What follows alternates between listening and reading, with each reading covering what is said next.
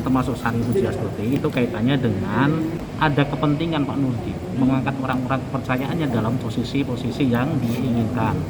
Edi Rahmat dari Kasih eselon 4A langsung ke eselon 3A. Padahal Pak Nurdin tadi bilang eselon 3B dulu dong, kan gitu. Faktanya nggak ada Pak eselon 3B yang dijabat oleh Pak Edi Rahmat. Berarti ada apa di sini? Bukan pemasangan sih, tapi kami simpulkan bahwa kemungkinan ada tujuan, maksud-maksud tertentu yang diharapkan dengan pemberian jabatan ke Edi Rahmat. Dan ke Sari Pujiastuti, infonya dia itu peringkat kedua, gitu kan. Memang itu hak prerogatif gubernur, betul itu, nggak ada saya salah. Tapi beda keterangannya tadi dia menerangkan itu peringkat pertama dengan nilai tertinggi, makanya kami angkat. Tapi faktanya dia peringkat kedua. Kalau melibatkan panitia seleksi sudah selesai gitu loh, tugasnya sudah selesai ketika dia kirimkan hasilnya ke KASN, udah selesai tuh.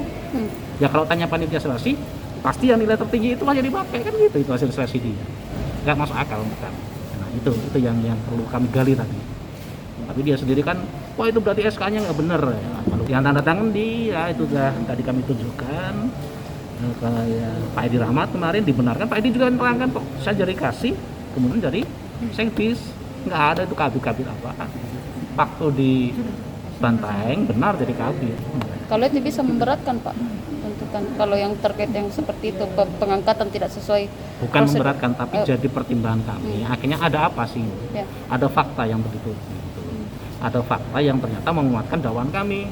Ini orang-orang kepercayaannya yang diangkat sebagai pejabat-pejabat struktural di PUPR dan di biro, gitu.